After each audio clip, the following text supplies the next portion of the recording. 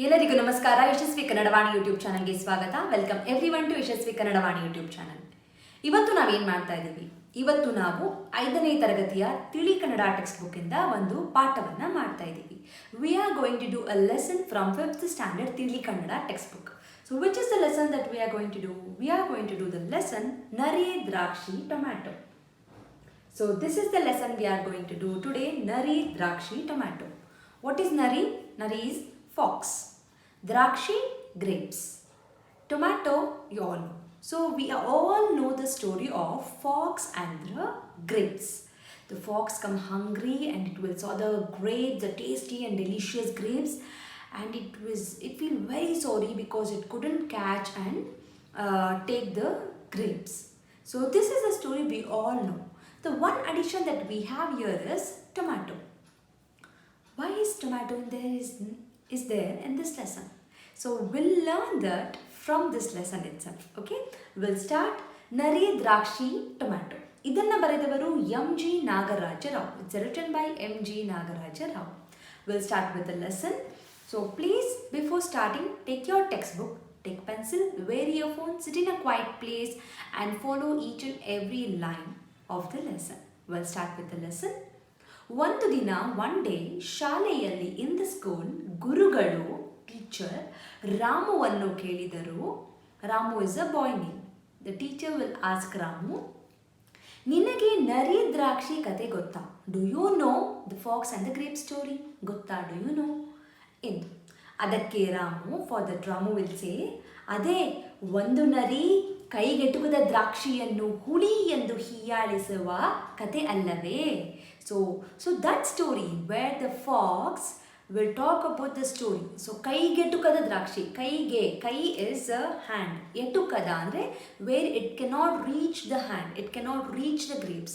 Then what will fox say? It will say the grapes is not nice, it's a bitter, ಹುಳಿ ಅಂತ ಹೇಳುತ್ತೆ. So is that story you are talking about teacher ಅಂತ ಕೇಳ್ತಾನೆ. ಯಾರು? Ramu will ask. ಉತ್ತರಿಸಿದ ಗುರುಗಳು, ಹೌದು, ಎಸ್, ಅದೇ ಕತೆ, ಸೇಮ್ ಸ್ಟೋರಿ. ನೀನು ಹೇಗೆ ಹೇಳುತ್ತೀಯೋ ಹೇಳು. So how you want to narrate, you can narrate ಎಂದರು. ರಾಮು ಕತೆ ಹೇಳಲು ಪ್ರಾರಂಭಿಸಿದ. So here Ramu will start saying the story. So what is the teacher say? Teacher told not to see the same story. Teacher told you can tell the story in however way you can. So you have the same activity for everyone who is listening to this story. Say this story in your own words, like improvise the story, introduce the characters, bere character haki, bere fruit haki, bere animal na haki, improvise the story, make a big story or make a small story, make a funny story or horror kind of a story, however you want. You can make up the story, make a video of it and email to me yashasvikannadavani@gmail.com.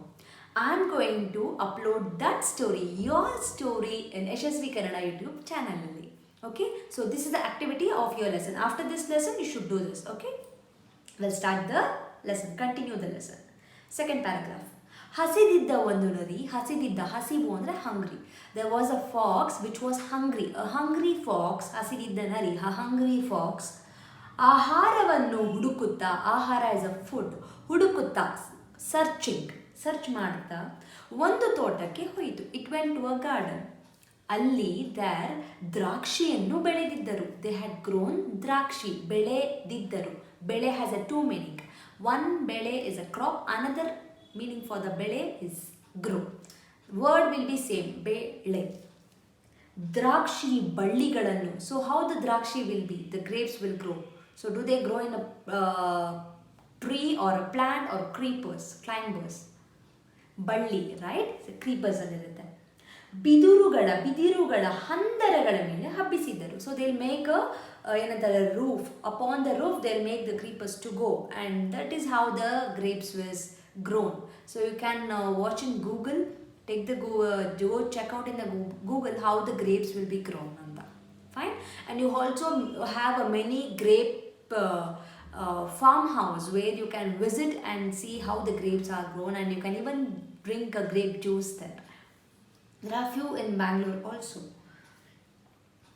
ದ್ರಾಕ್ಷಿ ಬಳ್ಳಿಗಳನ್ನು ಬಿದಿರುಗಳ ಹಂತರಗಳ ಮೇಲೆ ಹಬ್ಬಿಸಿದರು. Okay, ಬಿದಿರು ಅಂದರೆ it's a bamboo roof ಎಲ್ಲ ಮಾಡಿ ಅದರ ಮೇಲೆ they had left the creeps. ಬಳ್ಳಿಗಳಲ್ಲಿ ರಸವತ್ತಾದ ಬಿಳಿ ದ್ರಾಕ್ಷಿಗಳು ಗೊಂಚಲುಗಳಾಗಿ ನೇತು ಬಿದ್ದಿದ್ದವು. ಸೊ ಬಳ್ಳಿಗಳಲ್ಲಿ ಒಂದು ಕ್ರೀಪರ್ಸ್ ರಸವತ್ತಾದ juiceful, it's filled with the juice. What kind of a ದ್ರಾಕ್ಷಿ? ಬಿಳಿ ದ್ರಾಕ್ಷಿ. ಬಿಳಿ ಅಂದರೆ it's kind of a green colour. Okay, green ದ್ರಾಕ್ಷಿ, it's not exactly white. So the pale green ದ್ರಾಕ್ಷಿ ಎಲ್ಲ ಗೊಂಚಲು ಅಂದರೆ ಇಟ್ಸ್ ಅ ಬಂಚ್. ಸೊ ಆ ಬಂಚಲ್ಲಿ it will be there, it's very juicy. ಅವುಗಳನ್ನು ಕಂಡು ಆಫ್ಟರ್ ಲುಕಿಂಗ್ ಎಟ್ ದಟ್, ನರಿಯ ಬಾಯಲ್ಲಿ ನೀರೂರಿತು. ಸೊ ನಮ್ಮ ಫಾಕ್ಸ್ ಮೌತ್ ಸ್ಟಾರ್ಟೆಡ್ ವಾಟರಿಂಗ್. ಅವನ್ನು ತಿನ್ನುವ ಬಯಕೆ ಮೂಡಿತು. ಬಯಕೆ ಅಂದರೆ wish, it wish to eat out. ಆದರೆ ಯಾವ ಗೊಂಚಲೂ ಬಾಯಿಗೆ ಎಟಕುತ್ತಿರಲಿಲ್ಲ. But none of the grapes, the bunch, it could reach. ಎಟಕುವುದು ಅಂದರೆ ರೀಚ್ ಆಗ್ತಿರಲಿಲ್ಲ. ನರಿ ನೆಗೆದು ಪ್ರಯತ್ನ ಪಟ್ಟಿತು. ಸೊ ನರಿ ಏನು ಮಾಡುತ್ತೆ? ಜಂಪ್ ಮಾಡುತ್ತೆ. ಇಟ್ ಸ್ಟಾರ್ಟೆಡ್ ಜಂಪಿಂಗ್ ಪ್ರಯತ್ನ. It will try. ಸಿಗಲ್ಲ. I am sorry for the background noise. ಆದರೂ ಪ್ರಯೋಜನವಾಗಿರಲಿಲ್ಲ. But there is no use. ಕೊನೆಯದಾಗಿ, ಲಾಸ್ಟಾಗಿ, ದೂರದಿಂದ ವೆರಿ ಫಾರ್ ಓಡಿ ಬಂದು, it came running from very far distance, ಹಾರುವ ಪ್ರಯತ್ನ ಮಾಡಿತು. It tried to fly high, jump higher. ಅದು ವ್ಯರ್ಥವಾಯಿತು. Even that didn't work out. ಅದು ವೇಸ್ಟ್ ಆಯಿತು. ವ್ಯರ್ಥ ಇಸ್ ಅ ವೇಸ್ಟ್. ನರಿ ನಿರಾಸೆಯಿಂದ, ತುಂಬ ಬೇಜಾರಿಂದ, ಏನಂತಾರೆ, ವೆರಿ ಸ್ಯಾಡ್ಲಿ ಹೊರಕ್ಕೆ ಬಂತು. It came outside of the garden. ಹೆಜ್ಜೆ ಹಾಕುತ್ತಾ ಇಟ್ ಸ್ಟಾರ್ಟೆಡ್ ವಾಕಿಂಗ್. ಅದು ಹೀಗೆ ಯೋಚಿಸಿತು. So it started thinking like this. ಏನು? ಈ ದ್ರಾಕ್ಷಿಗಳು ಹುಳಿ ಇರುತ್ತವೆ. These grapes will be very bitter. ಹುಳಿ ಇರುತ್ತೆ. ಇವನ್ನು ತಿಂದರೆ, ಇಫ್ ಐ ಈಟ್ ದಿಸ್, ನಾಲಿಗೆ ಕೆಡುತ್ತೆ. My tongue will get spoil. ಅಷ್ಟೇ. So that's it. ಹೊಟ್ಟೆಯೊಳಕ್ಕೆ ಹೋದರೆ ರೋಗವು ಬರುತ್ತದೆ. If it go inside my stomach, I will get a disease. ಈ ಹಣ್ಣುಗಳು ಕೈಗೆ ಎಟುಕದೇ ಹೋದದ್ದು ಒಳ್ಳೆಯದೇ ಆಯಿತು. So I couldn't reach the grapes, that is good itself ಅಂತ ಹೇಳುತ್ತೆ. ಸಿ ಹೌ ಬ್ರಿಲಿಯಂಟ್ ದ ನರಿ is. It started blaming the grape itself. It told the grape is not good for the health ಅಂತ ಹೇಳುತ್ತೆ. ಆದರೆ ಆ ದ್ರಾಕ್ಷಿಗಳು ನಿಜಕ್ಕೂ ರುಚಿಕರವಾಗಿದ್ದವು. But it also told those grapes are really tasteful. ತುಂಬ ಚೆನ್ನಾಗಿತ್ತು, ಪುಷ್ಟಿಕರವಾಗಿದ್ದವು. Those grapes are really tasteful and really healthy. But this fox, it couldn't reach it, so it started blaming the grapes. ಈ ಕಥೆಯನ್ನು ಕೇಳಿಯೇ ಎಟುಕದ ದ್ರಾಕ್ಷಿ ಹುಳಿ ಎಂಬ ಗಾದೆ ಹುಟ್ಟಿಕೊಂಡಿದೆ ಅನಿಸುತ್ತದೆ. Because of this story, there is a proverb. What is the proverb? ಎಟುಕದ ದ್ರಾಕ್ಷಿ ಹುಳಿ. Whichever I couldn't reach it, so I start blaming on it. Is that good? No. For example, if I couldn't score the marks in any of the subject, so I can't blame the subject. So what should I do? I should practice. So that is the moral of this story. So just simply that you cannot do it, it doesn't mean the work is bad. So sometimes we are not enough qualified or to do that work. So what you should do? You should work hard, so that you will get a good grades or good knowledge of the subject. So instead of that, we cannot blame the subject like a fox. Alva? Yes.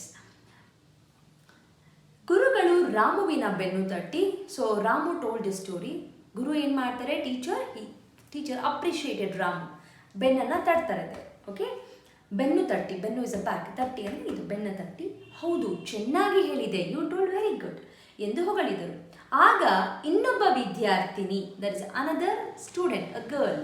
ವಿದ್ಯಾರ್ಥಿ is a ಬಾಯ್, ವಿದ್ಯಾರ್ಥಿನಿ is a girl student. Okay, Rita, ವಿದ್ಯಾರ್ಥಿನಿ ಹೆಸರೇನು? Rita. ಎದ್ದು ನಿಂತು ಕೇಳಿದಳು. She as the teacher, ಗುರುಗಳೇ, ನರಿ ಹಸಿದಿತ್ತು ಎಂದು ಹೇಳಿದರು. You told the fox was hungry. ಆಮೇಲೆ ಹೊಟ್ಟೆಪಾಡಿಗೆ ಏನು ಮಾಡಿತು? Then what did it eat? It left ದ್ರಾಕ್ಷಿ. Then did it eat anything? ಏನು ಮಾಡ್ತು ನರಿ? ಗುರುಗಳು ವಿದ್ಯಾರ್ಥಿಗಳನ್ನು ಪ್ರೋತ್ಸಾಹಿಸುತ್ತಾ ನುಡಿದರು. ಪ್ರೋತ್ಸಾಹ ಅಂದರೆ encourage. So the teacher started encouraging the children and teacher told, ಎಲ್ಲರೂ ಯೋಚನೆ ಮಾಡಿರಿ, every one think about it, even new people. ಅದು ಏನು ಮಾಡಿರಬಹುದು? What it would have done? What did the ನರಿ ಡೂ?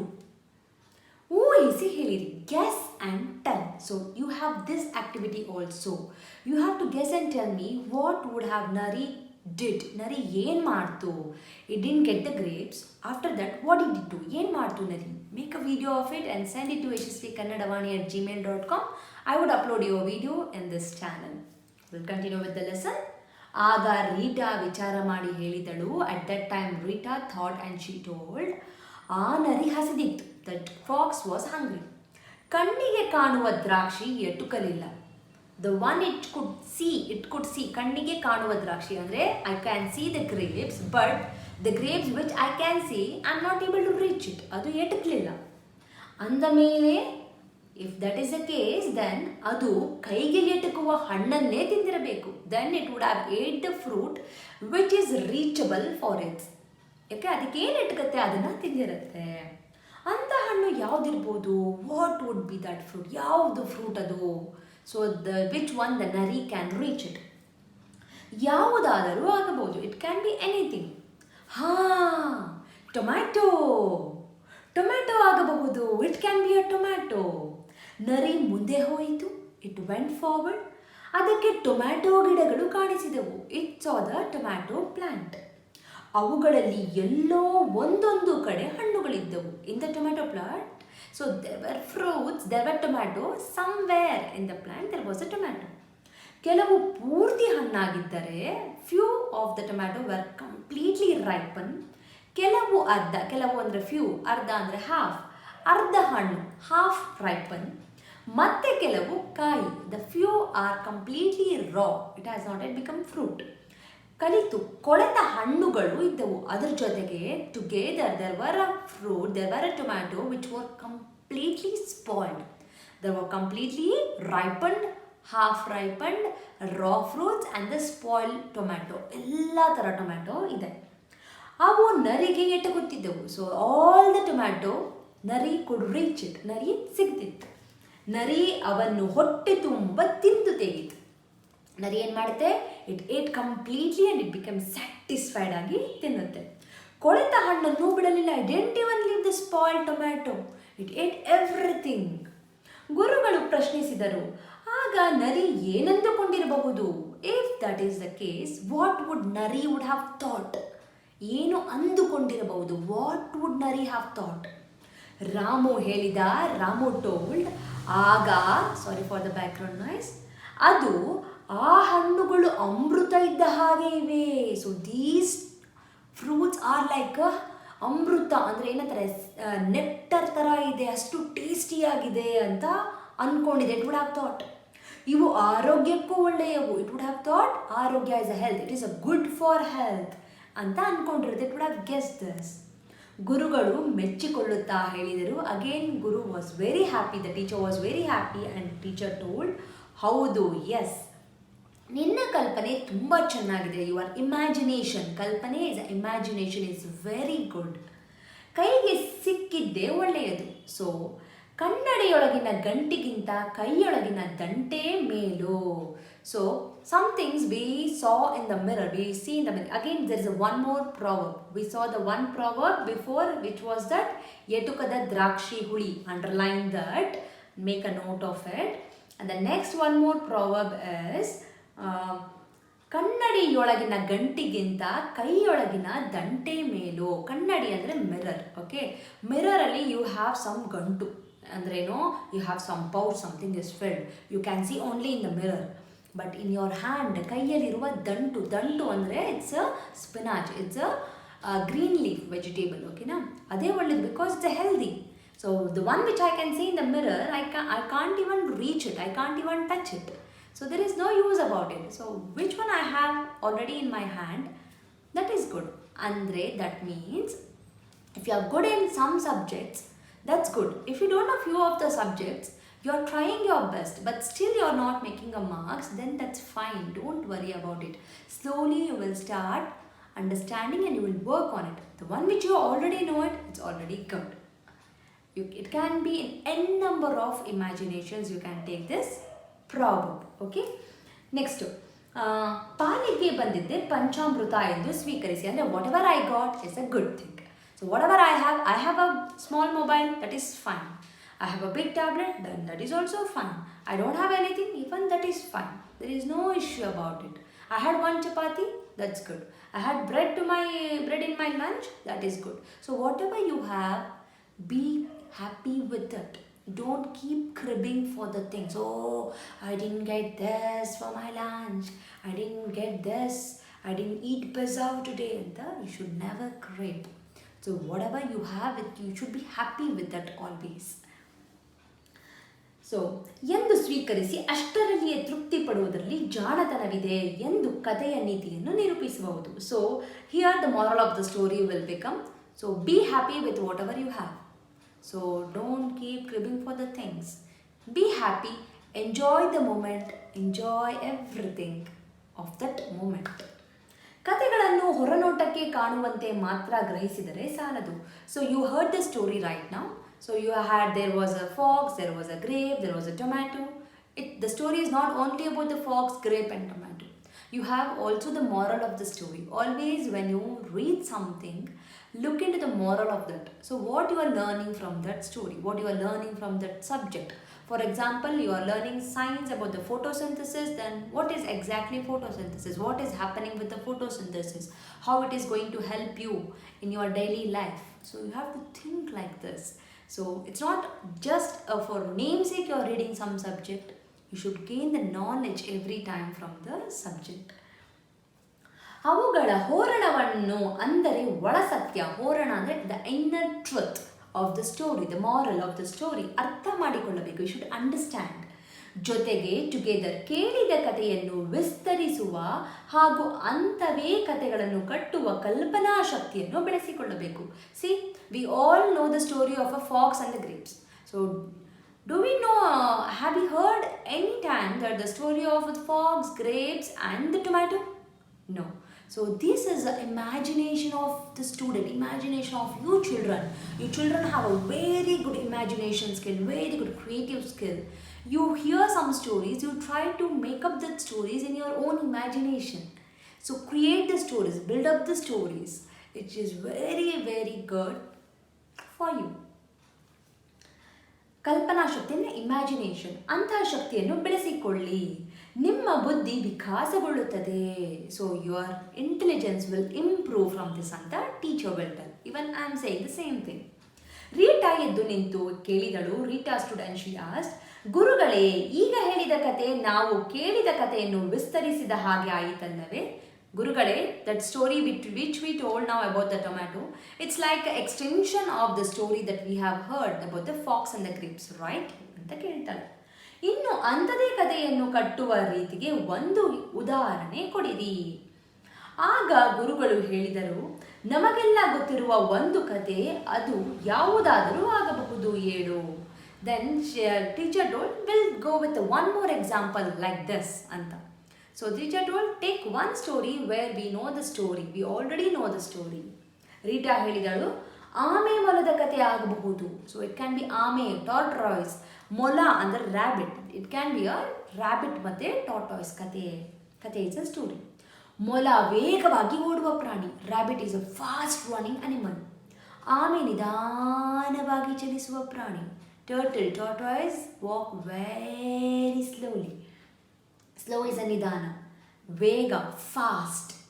ಅವುಗಳ ನಡುವೆ ಬಿಟ್ವೀನ್ ದೆಮ್ ಓಟದ ಸ್ಪರ್ಧೆ, ರನ್ನಿಂಗ್ ರೇಸ್ ಏರ್ಪಟ್ಟಾಗ, ಇಟ್ ವಾಸ್ ಆರ್ಗನೈಸ್, ಸಹಜವಾಗಿ ಮೊಲವೇ ಗೆಲ್ಲಬೇಕು. ಸೊ ಕಾಮನ್ ಆಗಿ the rabbit should win.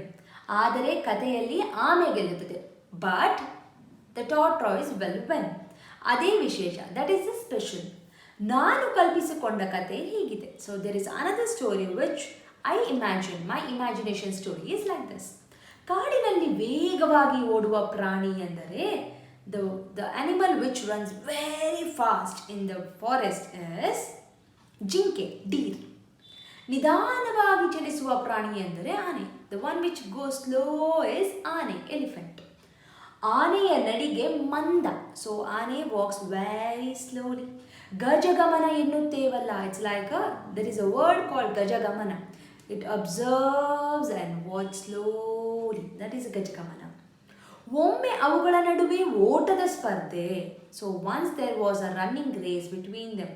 ಹೇಗಿರಬಹುದು, how it would be ಎನ್ನುವುದೇ ನನ್ನ ಕತೆ. So this is my story Rita told. ಒಂದು ಸಲ, ಒನ್ ಟೈಮ್, ಅವುಗಳಿಗೆ ಯಾವುದೋ ಕಾರಣಕ್ಕೆ, so once because of some reason, ಯಾವುದೋ ಕಾರಣ is a reason, because of some reason ಓಟದ ಸ್ಪರ್ಧೆ, ರನ್ನಿಂಗ್ ರೇಸ್ ಏರ್ಪಟ್ಟಿತು, ಆರ್ಗನೈಸ್ ಆಯಿತು ಎಂದು ಇಟ್ಟುಕೊಳ್ಳೋಣ. Will just consider like that. ಓಟದ ಸ್ಪರ್ಧೆ ಪ್ರಾರಂಭವಾಯಿತು. So the running race began. ಜಿಂಕೆ ಲೀಲಾಜಾಲವಾಗಿ ಓಡಿತು. ಲೀಲಾಜಾಲ ಅಂದರೆ ಹ್ಯಾಪಿಯಾಗಿ, ವಿತೌಟ್ ಕೇರ್ಫ್ರೀ ಆಗಿ ಇಟ್ ವಿಲ್ ಸ್ಟಾರ್ಟ್ ರನ್ನಿಂಗ್. ಮಾರ್ಗ ಮಧ್ಯೆ, ಇನ್ ಬಿಟ್ವೀನ್, ಒಳ್ಳೆಯ ಹಸಿರು ಹುಲ್ಲು, the beautiful fresh green grass. ಹಸಿರು ಇಸ್ ಅ ಗ್ರೀನ್, ಹುಲ್ಲು ಇಸ್ ಅ ಗ್ರಾಸ್. ಸೋಂಪಾಗಿ ಬೆಳೆದಿರುವುದನ್ನು ಕಂಡಿತು. It saw the beautiful and lot of a green grass. ನೋಡುತ್ತೆ. ಹಸಿವಿಲ್ಲದಿದ್ದರು, it was not at all hungry. ಅದನ್ನು ಸವಿಯಬೇಕೆಂಬ, it was not hungry, but still it thought of eating. It wanted to taste. ಚಪಲ, the tasty thing, ಹುಟ್ಟಿ ಅಲ್ಲಿಯೇ ನಿಂತು ಆನಂದವಾಗಿ ತಿನ್ನುವುದಕ್ಕೆ ತೊಡಗಿತು. It started eating happily. It started eating. ಆನೆ ಎಲ್ಲೋ ದೂರದಲ್ಲಿತ್ತು. ಆನೆ ವಾಸ್ ವೆರಿ ಫಾರ್. ಜಿಂಕೆ ತಿನ್ನುವ ರಭಸದಲ್ಲಿ ತನ್ನ ಕೆಲಸವನ್ನೇ ಮರೆತು ಬಿಟ್ಟಿತು. ಸೊ ಜಿಂಕೆ, it was having the grass and it forgot it work. It was suppose to ಓಡು, ರನ್. ಆನೆ ನಿಧಾನವಾಗಿ ಆದರೂ ತನ್ನ ಗುರಿಯತ್ತ ಸಾಗಿತು. ಆನೆ ನಿಧಾನವಾಗಿ it went and reach the line, goal. ಮಾರ್ಗ ಮಧ್ಯೆ ಅದು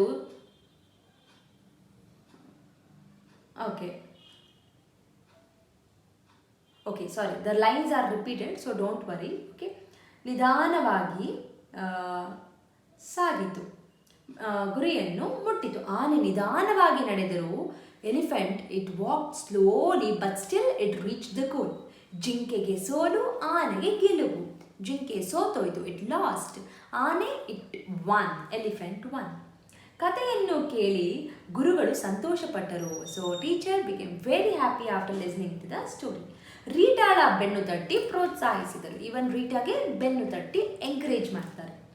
ರಾಮು, ನೀನು ಈಗ ಇದರ ನೀತಿಯನ್ನು ಹೇಳುತ್ತೀಯಾ? Do you tell the moral of this story, Ramu ಅಂತ the teacher will ask.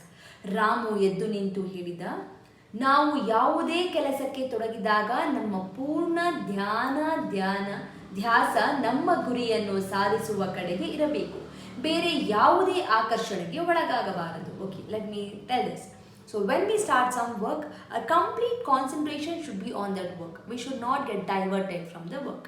Let's learn the meaning of few words here. Purna, complete, dhyana, concentration, guri, goal, sadhisu, achieve. So your complete concentration should be there on the goal to achieve. Instead of that, and you are not supposed to get attracted, akarshane, attracted for anything else. You are not supposed to get attracted by anything. ಗುರುಗಳು, ಚೆನ್ನಾಗಿ ಹೇಳಿದೆ, you told good ಎಂದರು. ವಿದ್ಯಾರ್ಥಿಗಳು ಚಪ್ಪಾಳೆ ತಟ್ಟಿದರು. Applause, ಚಪ್ಪಾಳೆ is applause. ಒಬ್ಬ ವಿದ್ಯಾರ್ಥಿ ಹುಮ್ಮಸ್ಸಿನಿಂದ, so one more student with very ಏನಂತಾರೆ ಹುಮ್ಮಸ್ಸು, ತುಂಬ ಹ್ಯಾಪಿಯಾಗಿ, ಲೈವ್ಲಿ ಆಗಿ, ಗುರುಗಳೇ ನೀವು ದಿನ ಇಂಥ ಕಥೆಗಳನ್ನು ಹೇಳಿ, ನಮಗೆ ತುಂಬ ಇಷ್ಟವಾಗುತ್ತದೆ. Teacher, please tell this kind of a story every day. It is very nice. We love these things ಅಂತ ಹೇಳ್ತಾನೆ. ಗುರುಗಳು ಸಂತೋಷದಿಂದ ನಗುತ್ತಾ ಹೇಳಿದರು, ನಿಮಗೆ ಇಷ್ಟವಾಗುತ್ತದೆ ಅಂತ ಹೇಳಿದರೆ ನಾನು ಇಲ್ಲ ಎನ್ನುತ್ತೀನಿಯೇ? ಖಂಡಿತ ಹೇಳುತ್ತೇನೆ. So for sure, if you all like it, I will say it ಅಂತ ಹೇಳ್ತಾರೆ.